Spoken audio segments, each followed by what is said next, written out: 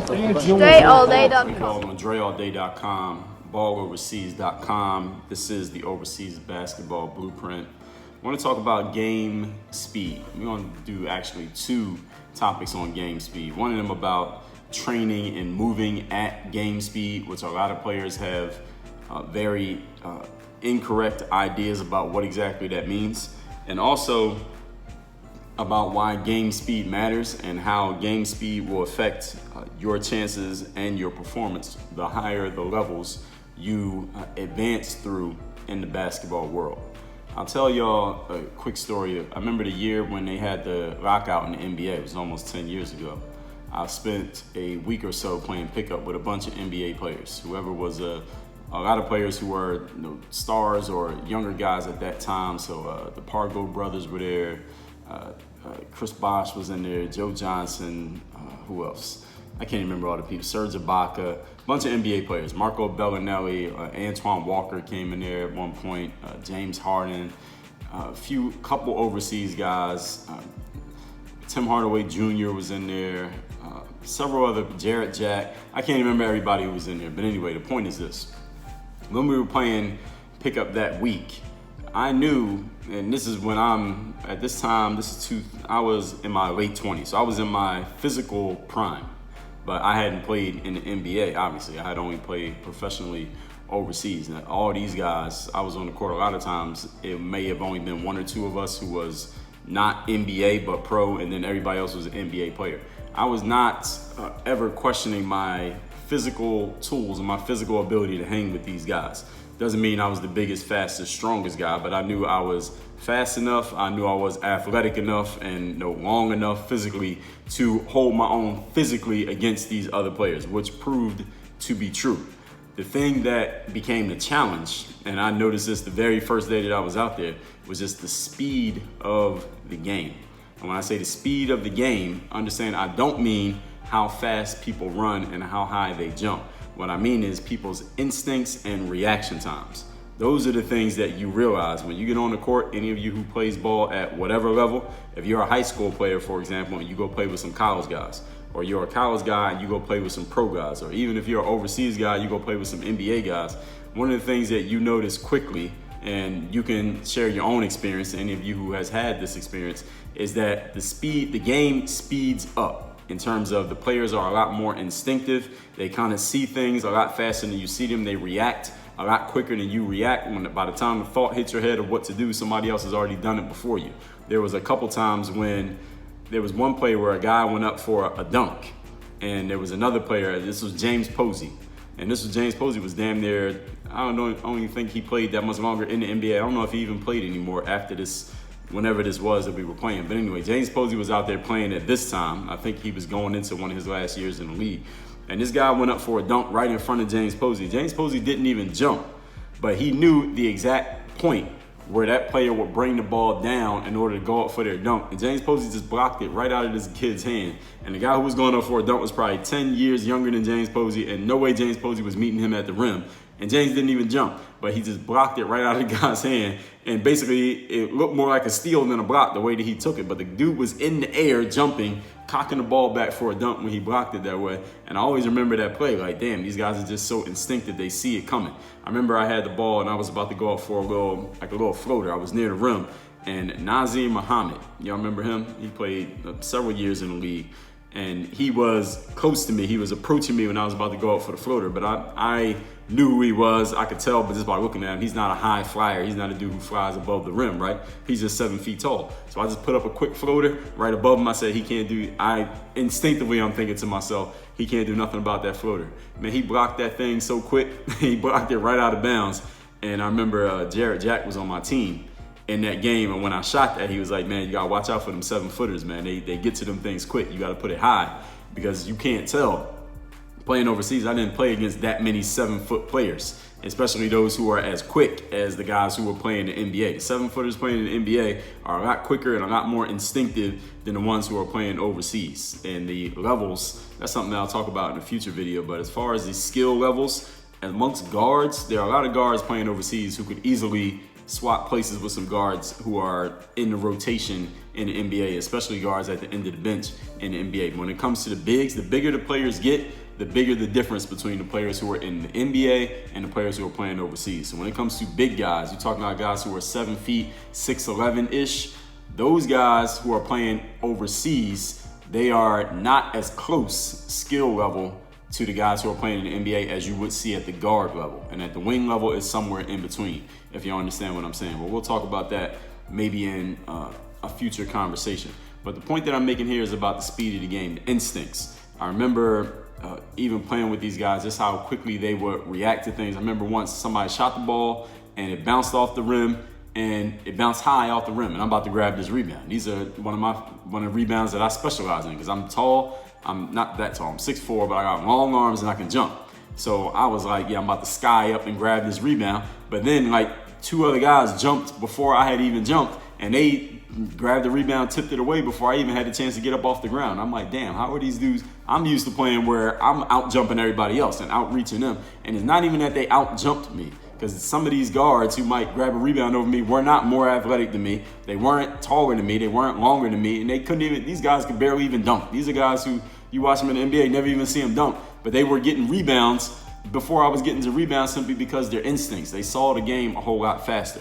And what all of this means for you, when you're advancing in levels, especially getting to the pro level, the game's gonna happen a lot quicker. Players see things a lot faster, and they expect you to be on the same page that they're on. Meaning they're gonna throw the pass maybe before you're ready to receive the pass, maybe before you even see that the pass is gonna be coming, but the pass is gonna be on time. So you don't wanna be the player who didn't have his hands ready, or you get hit in the head with the ball because you didn't have your head up. All these things are happening at that speed when you get to the pro level. And this is something, like I talked about not too long ago, getting those repetitions. Those game reps are really important for you catching up to the speed.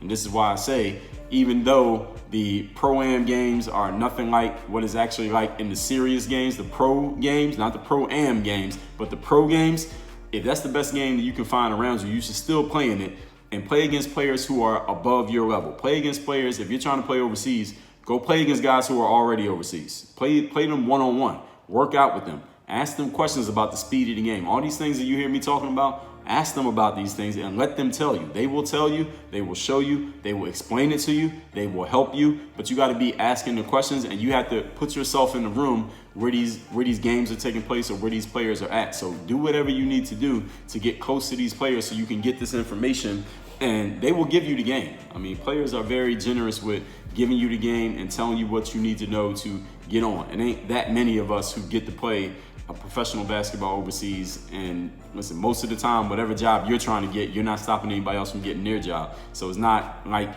corporate America or something, where somebody's trying to block you from getting a gig because it's gonna stop them from having a gig. It's not really like that when it comes to the overseas game. So go and find those players. If you could play against some guys who are in the league, or some guys who are in the league or playing overseas, if you're not overseas yet, if you are overseas, play against other players who are overseas. Play against players who have more experience than you, or players who you just watch them play and you're like, damn, this guy could do some things that I can't do. Maybe a player who you can just admit it to yourself, not to anybody else. Like, this player might be a little bit better than me. And get that game. Let them show you. Let them tell you. Ask the questions, because the speed of the game, once you get over there, the last thing you want is to find yourself on a team where the speed of the game is way faster than what you're used to, because you may not have a long adjustment period where the team is patient and let you catch up. They might watch you for a day or two and say, all right, this player is not catching up. We got to get rid of them and bring somebody else in, because we need somebody who can help us win right now. They might not have the patience for you to catch up, to get up to the speed of what's going on. They might need you to do it like today, not tomorrow, not next week, not when you figure it out, but like right now.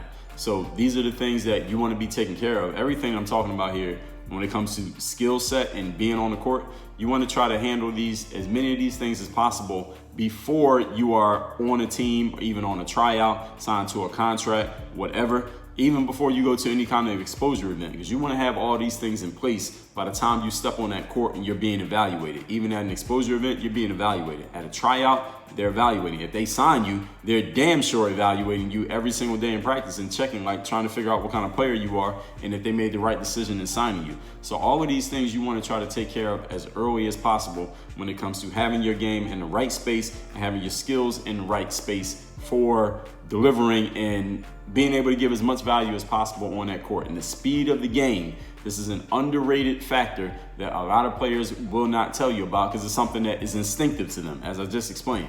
One of my college teammates once, he was playing pickup with Bobby Jackson. You remember Bobby Jackson, the guard? I believe he played at University of Minnesota. He was, I think, player of the year in the conference. I believe he was in college. And then he went to the NBA. In the years I most remember Bobby Jackson, he was a backup for the Sacramento Kings, back when the Kings were title contenders, playing against Kobe and Shaq and those guys. And Bobby Jackson was a very, very good player. I think he might have won the Sixth Man of the Year award. If he didn't, he was very close. But one of my college teammates, he played pickup with Bobby Jackson when we were in college. Bobby Jackson was early in the NBA. And he said, I asked him, what was it about Bobby Jackson that made him so good? He said, man, he was just so instinctive. Like, he just knew everything. Like, everything we did, it's like he's seen us doing it before we even did it. He was reading our minds. He was in our passing lanes before we made a pass. He saw the crossover before we did the crossover. He was throwing the passes at the right time before players was even ready for the passes to come. He just saw everything so quickly. And that's not something that you get that's not something that you just get as a talent. That's something that you develop by always playing in games with players who are levels above you. This is where, for players who ask something like, well, it doesn't matter if I go D1 or D2 or D3, this is where it matters the level of players that you're used to playing against. Not the level of player that you are, but if you're used to playing, like I played at a D3 school. So playing at a D3 school, I'm playing against other D3 players. And I played at a school that wasn't like we were some kind of factory college basketball storied program, even at the D3 level. So I'm playing against a bunch of dudes who had no professional ambitions, no real professional basketball talent. There's only a handful of us who was really serious ball players like that. And we all ended up there at the same time by a stroke of luck. Usually that kind of talent never gathered at the school that I went to. So playing against those players, these average guys, D3 guys, I didn't have to catch up to the speed of the game because none of these guys could beat me even at the level that I was already at. But when we went and played pickup and played in other leagues and played against guys who were pros outside of our school environment, that's when I got to see, the speed of the game is a little bit different. These guys are a lot more athletic. These guys are more anticipatory. They have the instincts that I don't have. These are the things that I started to realize I was going to need to develop them quickly if I was going to maximize my game as a professional athlete. And luckily, I can understand these things and I can internalize it and say it to myself. I wrote about it in my book, Work on Your Game, how I realized when I played pickup against D1 guys, like, these guys play the game at a different speed. They see the game at a different speed. And again, I don't mean that they run faster, even though they did run faster than the guys I was used to playing against in my school. I mean, they see the game faster. They anticipate sooner. That's what I mean when I say the speed of the game, the way that you're thinking it. So this is why you need to go get that experience. Players, I'm gonna keep saying this over and over again. Game experience is pivotal. It's not just about what you can do in the empty gym and you can knock down 300 threes in a row and you worked on your crossover. You gotta learn how to translate that stuff into a live game, especially a live game in which it's not just you going one-on-one as much as you think. I mean, when we practice, it's usually just us by ourselves doing stuff, right? You gotta be ready to play in a 5-on-5 setting where you're gonna be expected to be a threat and be active even when the ball's not in your hands, something that doesn't always get taught in the American basketball culture. Maybe in yours it is, but in our culture often it's not taught. I see that too many times. So make sure you are getting up to game speed, the pro level game speed. And the only way you're really gonna understand what that means is by playing with and against pros as often and as early and as often as possible. So any of y'all who didn't know, all of these episodes, if you're listening to this on audio, you already are listening to the Overseas Basketball Blueprint podcast. Please, if you're listening on the podcast, leave a review, please. Leave a review, leave a rating of the show. Let everybody know what kind of game you're getting from the knowledge we're dropping here on this show. And also, if you have not yet gotten your free copy of the Overseas Basketball Blueprint, the book version, that's a physical 237-page book. Make sure you go get that by going to balloverseas.com, balloverseas.com. Claim your free copy of the book. We'll ship it to you worldwide, anywhere that you live. We just shipped out about 25 of those books this week. We got another 25 coming in that are damn near already spoken for. balloverseas.com. Work on your game. Dre all day.